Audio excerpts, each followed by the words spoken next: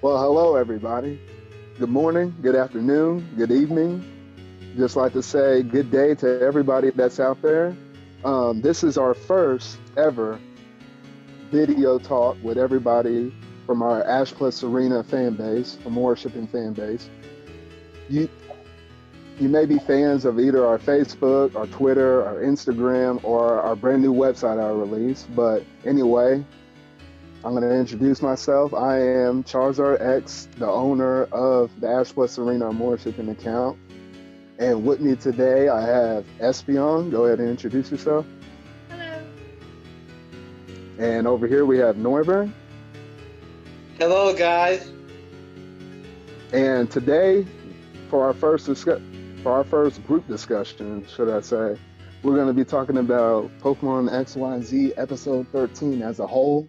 And we're just going to basically give our commentaries, thoughts about it, and our theories of what the next episode is going to be whenever we get to that point. So first, let's spin it off to you, Espeon. What would you rank this episode overall? Just your overall opinion of this. Overall, I really liked it. Probably not the best one in XY&Z, but it's way up there. Overall, I thought it was a really good episode. And what about you, Norbert? Um, Kind of the same. It was not like the best episode that was like produced, but it was pretty up there. It was like one of the pretty high ones. And overall, I was kind of disappointed whenever I saw Charizard X basically just annihilate Greninja, but we all kind of saw that going into this thing with the previews they basically gave us to begin with and all the information. And Ash was on a basically like an 82 plus episode streak, pretty much probably the longest ever in anime history. But yeah, it all had to come to an end because the league's right around the corner, and we need to see him lose a couple of times before, so he can really beef up his character and go in there with the right mindset, so he can do actually pretty good in the league. All right, so I guess we'll go ahead and start off with the beginning of the episode. And at the very beginning, we didn't have no talking, no anything like that. No, they just dropped us straight into the middle of the battle between Ash and Shota. And I was a bit shocked, but I was like, but at the same time, I was glad because they had a lot to cover because this was a really fast-paced episode. So right off the bat, they started the battle off with Ash versus Shota, with whew, with it being Shogun versus, I can remember. Halucha, I think? Oh, yeah, thank you. That's me. Yeah, Fallujah versus Shogun, and unfortunately, we didn't get to see that much move sets or what kind of skills Shogun had because it was about at the climax of the battle, and they finished that off. So, yeah, it was nice to see Dagon evolve. What do y'all two think about that? I think it kind of shows that Shota, he's getting stronger because, as we've seen in the opening, that he'll probably be ending up being a Mega Sceptile. So it shows that he's actually progressing. And then Northern. And all I gotta say is that Shota is real. He's real. He basically, not with the fact that basically in a couple of episodes, it came from basically a Grovyle to a Sceptile, and then on top of that, like that Bagon, like it generally normally doesn't really have a moves or attacking, but better defense, and it just shows that the fact that like he's able to withstand like an attacker like Halucha. Yeah, that was pretty interesting overall. And then after that battle, the next matchup you had was, let's see here. Next battle was Pikachu versus Honedge. Okay, the thing I gotta say about this is that really ticked me off like every other PokeTuber, every Pokemon fan that's out there. Because in my personal opinion and a lot of other people's opinions, Honedge was the one Pokemon we thought if Ash happened to have a six member, then yeah, it might be Honedge. But now that Shota has it, chances go low. I mean, back in Sinnoh, I mean, both Ash and Paul both had a Torterra. It's not out of the question; it could still happen. But chances kind of get lowered at this point. So, yeah, I mean, from what we saw with Hunt Edge and everything, he looked like a pretty good, decent fighter overall. What do y'all two think about that? I think Shota's future team is going to be pretty deadly with H-Slash and Salamence and then Mega Sceptile. I think he'll be one of those rivals that sort of Ash is ahead of now, but will be a real challenge in the future. And then you got that one random Slurpuff, and I'm like, shoot, they really had to give him that. But yeah, it is what it is. That knows Electro Ball for some reason.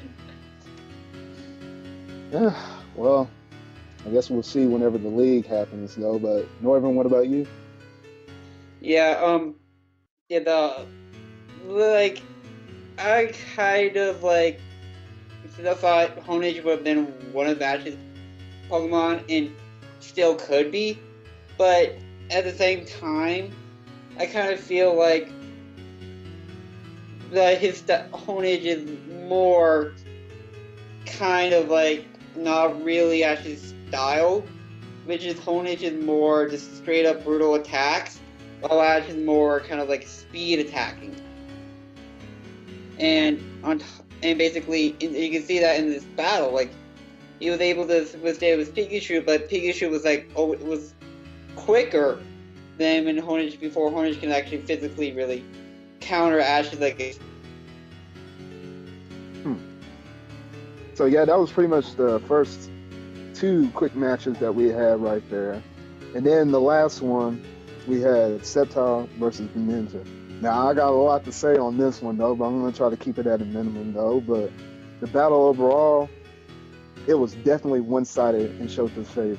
Like, it looked like we knew that based upon the screenshots that we got from the previews of the episode before it released, we knew that basically Greninja was going to annihilate Shota's Sceptile. So, in this, they basically put a huge spin on this thing whenever they had pretty much Sceptile being one-sided against Greninja. Because literally, if you go back and watch the episode, you can see that they had a Leaf Blade and a Aerial Ace collision. That was one attack. So it was like a blow for blow, 50-50. They had the beginning of the battle, they started off with the Water Shuriken, and then the Water Shuriken against the Bullet Seed. That was a collision, no damage. And then Sceptile really started ranking up damage on him whenever he did the Leaf Storm. And then whenever he did that Leaf Storm and slammed it down on him, then yeah, that was about it right there. Beginning with the Dragon Pulse. The Dragon Pulse was the first actual move that hit him. Then it was the Leaf Storm. He was down. It looked like he was out.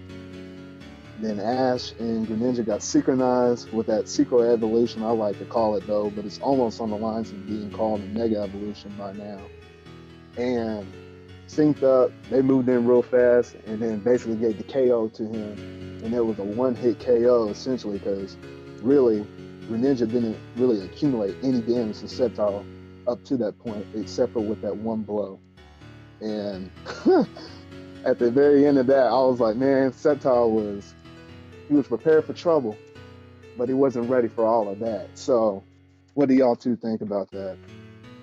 The look on Shota's face when Ash Greninja came out was hilarious. He just looked like, I'm doomed. And I just thought that was funny.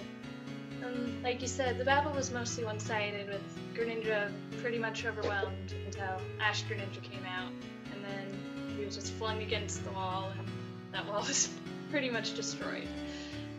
So I kind of feel like the beginning of the battle also showed his strength, what he's getting, and then I think it also showed how much stronger Ash Greninja is than regular Greninja, because he was going from completely overwhelmed to just taking over the battle as soon as it came out. So I think it shows that there is a huge difference in power between regular Greninja and Ash Greninja.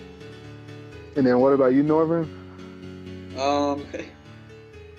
Basically with the last one, it was mostly just like this kind of like that kind of thing where it's just like showing the fact that like the the bond that each guys their Pokemon, and at the beginning, before Ash Greninja showed up,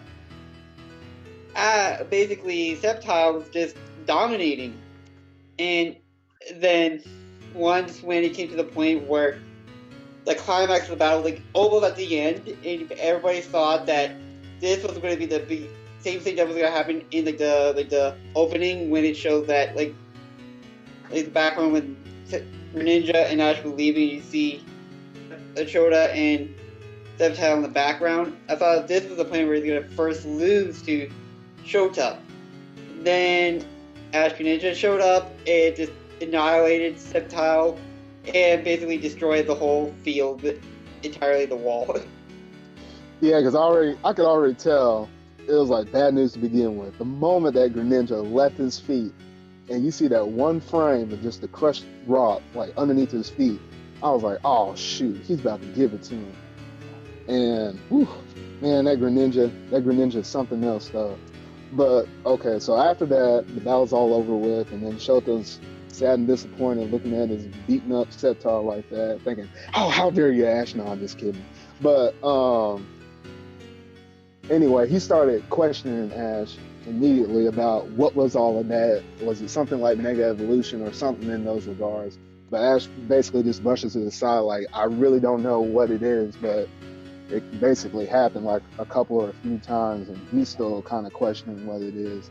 So it just shows Shota and them with the group just talking and whatnot, and basically just discussing Greninja's potential and all of that overall. So essentially, you had all of that. And then basically, Shota says goodbye to them, and they're sleeping.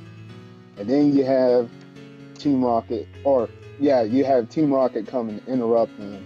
But before I talk about the Team Rocket stuff, there was actually some very interesting stuff that was happening right after their battle, in between whenever they were trying to sleep and right after their battle. And that was the Team Flare involvement. Now, I was literally going into this episode thinking, okay, so we know we're going to have this battle between Shota. We're going to have this battle between Alon. We knew that Team Rocket's going to come in and erupt in the middle. But that's all I was originally thinking. No, but they shocked us by throwing some Team Flare involvement, and that was the thing that I was least expecting. And they came out showing this big old cannon powered by the Puni-chan cores, and they basically blast that thing all the way and cause that big explosion. I thought they were doing destruction, but rather they were actually growing giant trees, which I'm kind of questioning what all are they trying to do. What do you two think about that? Obviously, Team Flare needs more firewood. Oh dear. Well, that makes perfect sense right here. That makes perfect sense, because how else they're going to try to burn up the world and then try to rebuild up on top of it? It makes sense. It makes perfect sense to me. Oh, what about you, Noivern? Maybe the fact that like Flare just not really means that the fact that they want to destroy the world with fire, but besides this, really, because if you look at all like their like the grunts and even like the admins like Pokemon, none of them were really fire types. They're like poison, dark, steel types, and the only one that really had a fire type besides Alon is Lysander. So I probably think Team Flare is just really just like a cool name, so they don't really want to destroy it with fire. But when I saw this part, I'm just like, kind of like saying maybe they just want to destroy the Earth by overpopulating the forest and basically de-evolutionizing the whole world. Because you know how we evolutionized it with electricity and big cities and all that? Maybe they want to go back to the old roots when back then when no electricity, like no cell phones or no malls, no big cities, just you in the environment. What I got from it is it kind of shows that they're able to use the Zygar cells without having the core with Puni-chan or the blue one we've seen. It seems like they're able to access the power without Puni-chan, which may actually be dangerous on the hero's part if they're able to access the power. Yeah, I thought about that, and that's actually pretty interesting. And unfortunately, I like to dive into this more, but we can't just purely go into this though. But we'll probably have another discussion later just about Team Flare as a whole, because with the about 4 or 5 episodes we got right now, and then one that's coming up next week, I really want to dive into it further. So we'll save that discussion for another day though. But yeah, so you had that Team Flare involvement that was going in there that was pretty interesting. And then after that, then you basically had the whole XY gang. They were asleep and they woke up by, golly, Team, they woke up by Team Rocket busting in with their big hand and everything, trying to snatch Pikachu like 1,000,001 times. Anyway, snatching him up. Ash like a boss pops up. Was like, oh shoot, it's y'all. It's way too early, and it's way too early to be doing all of this stuff. Goes ahead, swings down like a superhero off of the pole, and runs after there, trying to dodge the dart poles and everything else, and the side beam attack, and basically trying to save Pikachu. The rash Ash roll. So he basically had him doing all of that, and then all of a sudden, along comes in and he saves Ash from a pretty nasty blow. Now, this is what I gotta say about this. Okay, so I noticed that move, and I was like, wait a second, that move is Steel Wing. And I'm like, what in the world? So obviously the Charizard theory is true. Charizards can know more than 4 moves, as like Ash Charizard knew like 1,000,001. So along Charizard knew all these moves. He knew Dragon Claw, Flamethrower, Blast Burn, Steel Wing, and then somehow he learned Thunder Punch right before the episode. And I could just see Alon over there in the sidelines, like watching the battle between Ash and Shota at the beginning. I was like, hey Charizard, you think you can learn Thunder Punch real quick? I mean, I can just, I can just see him saying that like real quick though. But all jokes aside though, but it kind of makes sense. And in the episode next week, I can really see him not even using Thunder Punch at all, because Zygarde's part ground type, so he's going to be really trying to bring back that Steel Wing again. So I could see it coming though. But anyway, the entrance, how they showed Alon saving Pikachu, it was pretty cool overall. What do y'all two think? I think Team Rocket, when they first took Pikachu, was actually one of their smarter moves, striking while they're sleeping. And then they stayed and recited the whole Team Rocket motto, which basically ruined it. Oh, and I gotta get my tabs on that Team Rocket motto though, but I would say that this Team Rocket motto they got right now is pretty legit. Like it has my foot tapped into it every single time it comes on. Like I'm actually kind of excited every time Team Rocket shows up with that new thing. It's pretty cool, and I gotta find a way how to get my hands up on it though. But Julian, go ahead and keep going. And like you mentioned, we have Ash being like, isn't even thinking about him getting hurt. He has to get Pikachu. And I kind of like Alon's entrance, because throughout the whole episode we've seen Alon watching the battle between Ash and Shota, seeing them in the Pokemon Center, and he's probably waiting for a chance to approach Ash to battle, because as we saw several times, you noticed his Mega Key Ring wasn't reacting to Greninja's form at all. So, yeah, that's all really. And then what about you, Noivern? Well, Team Rocket is an interesting kind of group on its own. They're not like the villain like in any other show where they're just like heartless. Before they're like they're basically like characters that you know about their past, and you feel bad for them once they feel bad or sad, or whatever. You feel their emotions, and it generally for the past few episodes, they just been this kind of like their usual self by stealing Pikachu and all that. But in that Noibat episode, Team Rocket had a weird looking look on them catching the 2 Pokemon. But in this case, like, they were doing something smart. In a contrast kind of way, like attack them when they're sleeping, and then in the Ash part, I'm just like, wait, this is going back to like the episode in the Ninja Village. he just jumps out of the bed and just goes straight after and go forgetting everything. He had all of his Pokemon in his room, and he just went straight out to get Pikachu without even thinking about it. And then Alon showed up, basically saving Ash. Basically showed that he's not really just evil. He's just being manipulated by Lysander. And in the whole show, like, we were just like waiting for them to battle. Like, you see, like, he at the beginning of the battle, they were just talking. Like, he was like the evolution chart thing and went all over the roof. And then he went to the battlefield and saw Ash battling with Greninja. Then they had the point in the back and forth part in like the Pokemon Center where they're just walking by each other without noticing each other. Then finally saving them. And at that point, like, he was like, what you mentioned, Charizard X, like, he knew stealing. Nobody really noticed it because it was the fact it was like a quick sudden hit. And then, and of course, like every Pokemon that have been trained have more than 4 moves. Like, I bet you Pikachu still knows Volt Tackle, or I don't know, like, Charizard have like multiple other moves that he remembered and all that. But like, it's very common to have more than 4 moves in one for one Pokemon, but it's generally in one battle you're only allowed to use 4.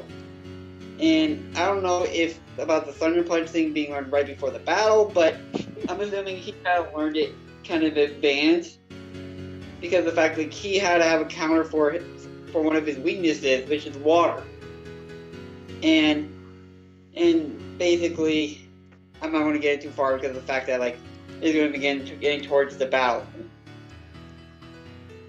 But yeah, so pretty much, yeah, that's pretty much all the stuff. And then you had the climax of the episode, which the whole battle between Ash versus Alon. This is what the people call as the Mega Bowl, as a spot of the Super Bowl and whatnot. No, but this hype has been built up since the episode 1 of the Mega Evolutions Act special. And boy, was everybody excited though, but it may have not been quite what people were expecting though, but overall, in my honest opinion, it was all that I was expecting.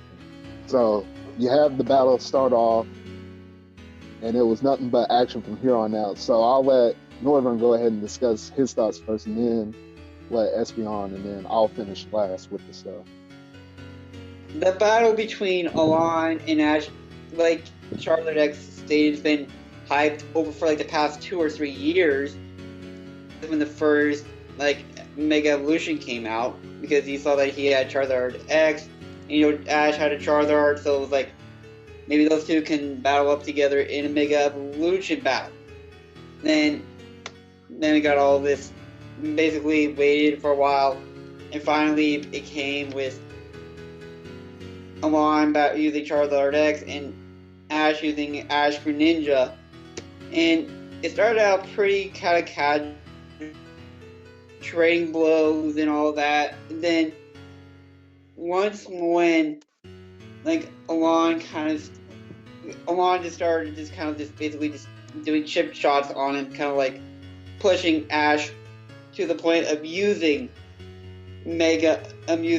Ash Greninja out.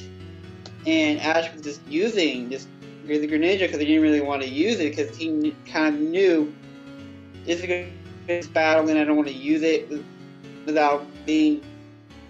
He wanted to be cautious. And then finally, once Charizard X arrived, it was basically at that point when you kind of like knew it was basically over. Then, right about the same point when Greninja was on the ground, you saw the shock by like everybody's faces on the gang's face, and Serena had the most concern of all that I lose. And then once when the Ash Greninja came along, basically the opening theme song came on, and he got one hit off, and then it was like a hold of something. Then was when it was kind of like the same thing in the Olympia episode. But instead of having it kind of like the point where Ash was allowed to get an attack off, Alon just took it and just used Blast Bird just to annihilate Ash Greninja. Then there was a chalking in. It was not a key. I kind of knew it was not going to be KO'd, like actually be unconscious in a coma or something. But I thought at least he'd be passed out for like a good minute. But he just basically just fainted for 1 second and just came back kind of like was just like as if he just ran a like he was like like hyped like that, and then we just kind of got that stuff. And I don't know if he actually got Ash's like true power in this battle because he was just couldn't really do much. Yeah, because overall, I basically had almost the same thoughts though. But just a quick remark before I let Espeon go on. The moment that Ash's Greninja got defeated, I was like, dang, are we gonna see him pass out though?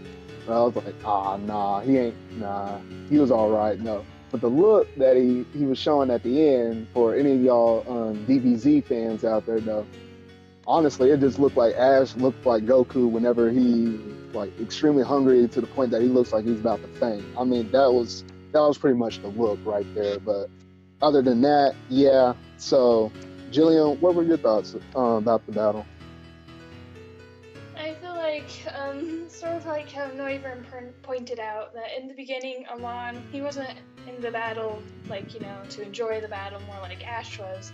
He wanted to see Ash Greninja come out and was just trying to get to that point. Because, as we see, as soon as Ash Greninja was triggered, Alon looks down at his keyring and there's no reaction. So, a lot of people seemed kind of disappointed about how quickly Ash was taken out.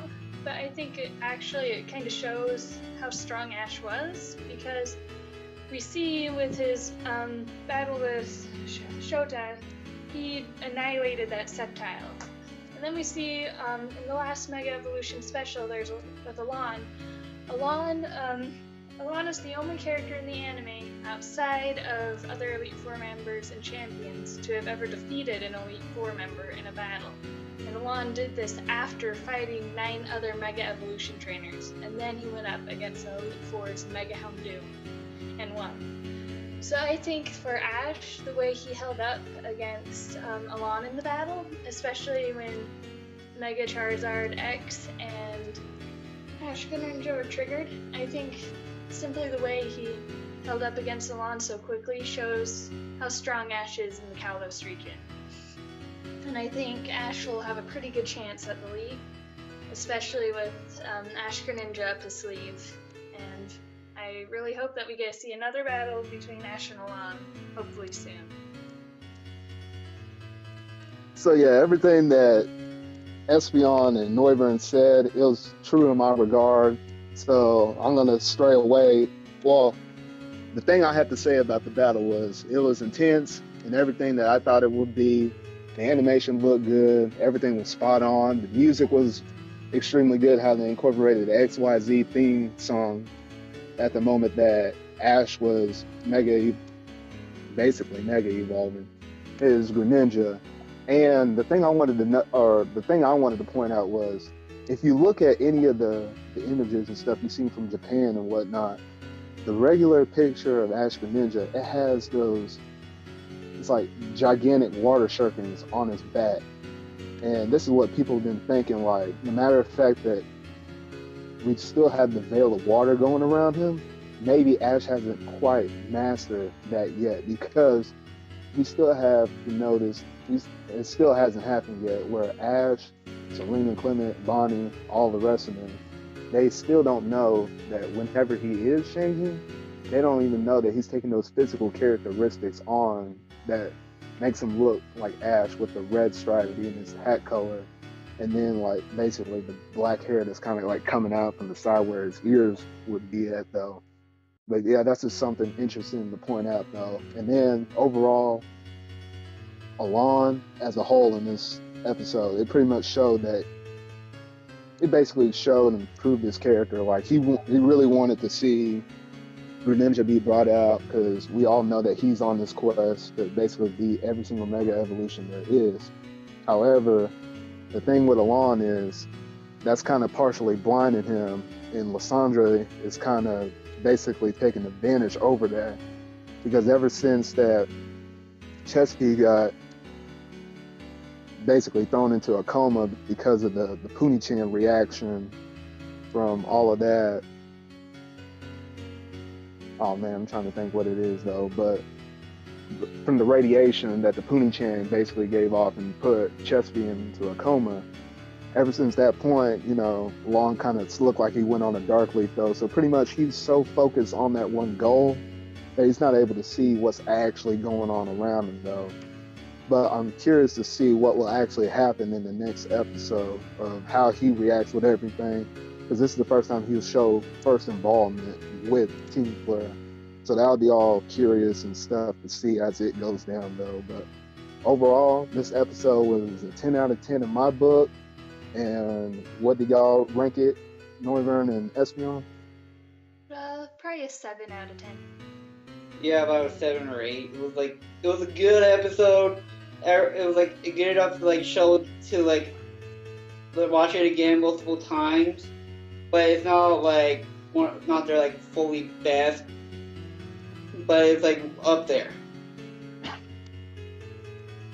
Yeah, that's pretty much what I thought. And then overall, the way how they shook hands at the very end, I could tell by the way that how Greninja got beat pretty badly without it having like much of a standing chance. It had a standing chance, but overall, the standing chance only came whenever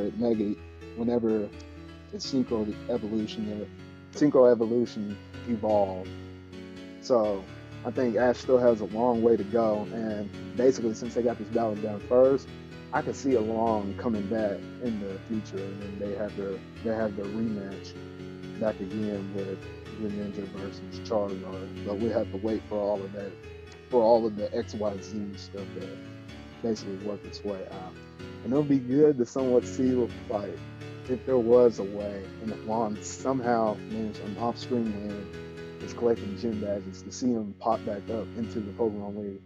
And if somehow that were to happen between Ash and Alon in like the finals, and then had like Ash versus Shota in the semifinals, I think that would have been a good way to kind of end off the episode. So I mean, not the end off the episode, to end off the tournament. So I mean, that's way down the road. That was just a quick thought right there though. But overall, I gave this episode a 10 out of 10, and I really enjoyed everything from animation, music, and everything else. So the last, go ahead.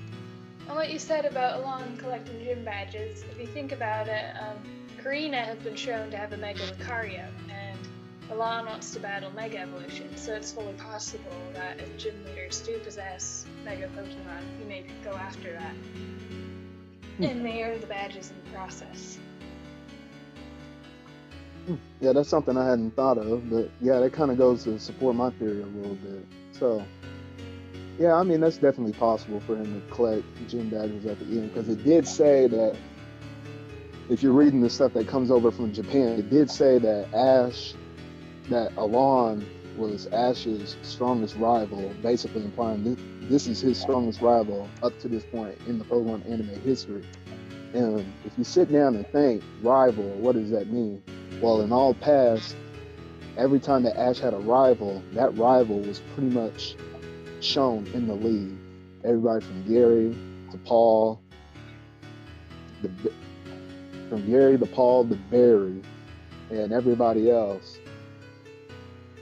I mean, it kind of makes you think, like, wait a second, why would they give Alon the status of a rival if only rivals really show up at the Pokemon League? So that was my little tad bit idea / theory right there. But yeah, that's pretty much all. I think that's pretty much all we got to say about this episode. So real quick, we're just gonna quickly talk about this preview for the XY&Z episode 14.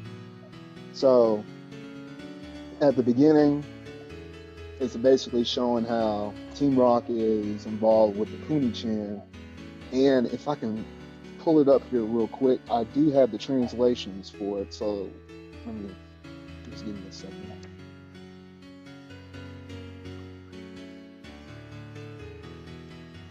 But while I'm giving a second, just Espeon. or Noivern, one of you two, y'all just talk about what y'all think about the preview as a whole.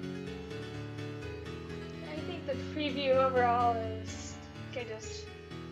I think it's kind of bringing all the past, all the plot lines they pointed out so far kind of together. I think it's going to be like the Team Flare arc is going to really start getting into action with the start of the next episode.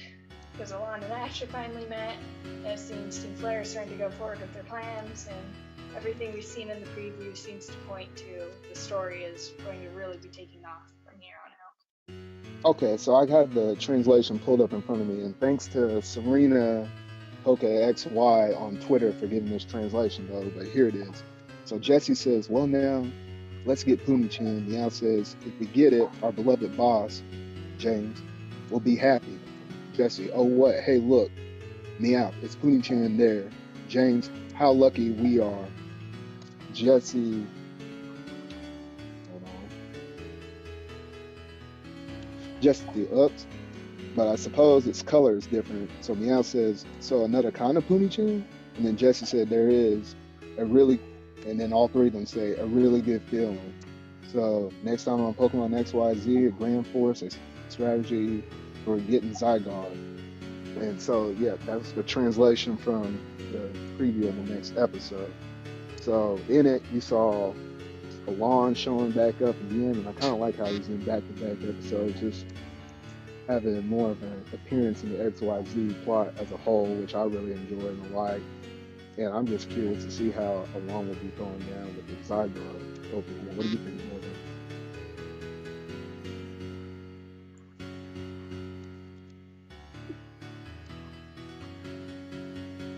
So what I saw in the preview was really interesting was that, like, a lot of people was thinking originally was that if this was going to be like kind of like going to be the gang against Team Flare, and then Rocket was going to be kind of hanging back, watching, like, strategize and all that.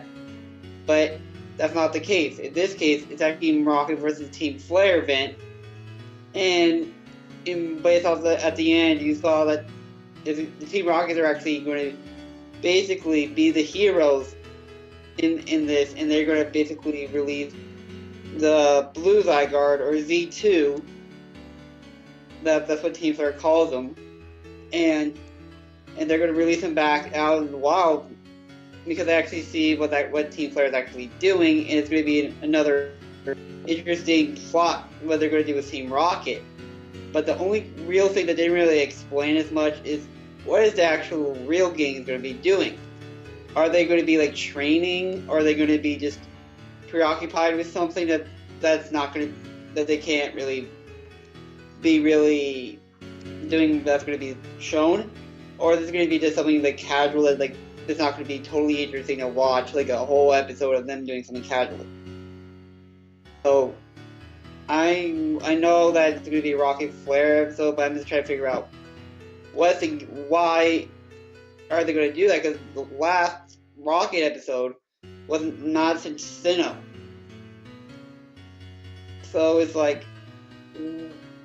really just why did you decide to change the whole path of following the game, but this time follow Team Rocket?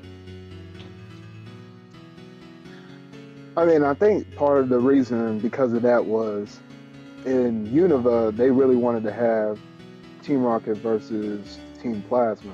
But due to unfortunate events and some geologic hazards and basically natural disasters and whatnot, that prevented them from finishing the Team Rocket versus Team Plasma arc the way they wanted to. So they had to scrap up some stuff and then throw it all together. It was one of the other main reasons why, in honest opinion, a lot of people didn't feel like Unova was one of the better regions, though. It was just one little factor to add on to the list of why people didn't like it, though. But I think that's the main reason why they're trying to bring back Team Rocket with Team Flare. So curious to see where it all goes, but we'll see how it all develops. So I think we just about covered everything within yesterday's episode. So Y'all have any other final thoughts or? Nope. Not really, but the only really part that I'm still kind of like confused, only because of the fact that like I'm not really fluent in Japanese, is like that Pokemon scene when Shota's like basically in Ash's face, trying to figure out what's happening with Greninja. Hmm. Well, we'll keep y'all informed on that as we get the English subs or a couple of Japanese people that I know that give us translations like the one I just gave to y'all just a moment ago. We'll keep y'all informed on the pages. So thank you everybody for listening into our video today, our very first one. And it's truly been an honor for me to be able to finally be able to talk and you be able to hear my voice in person, as well as our other two people here today, Espeon, who's one of our elite editors, and then Noivern. our other editor here. So I guess that's all we got to say about this episode. So yes, it's finally time to say our goodbyes. So Espeon. Thank you for taking the time to listen to this, and I hope we'll be able to do this again soon. and Noivern. It was an honor to talk to you guys today, kind of recapping and predicting on the episodes of X, Y, and Z, and maybe we could do different kind of discussions of the Pokemon show. And this is Charizard X, your head admin of everything on Ash plus Serena equals the more shipping. But here on our channel, we also just be covering the XYZ anime as a whole itself. So thank you all for tuning in with us today, and I'll talk to y'all later. All right, see ya.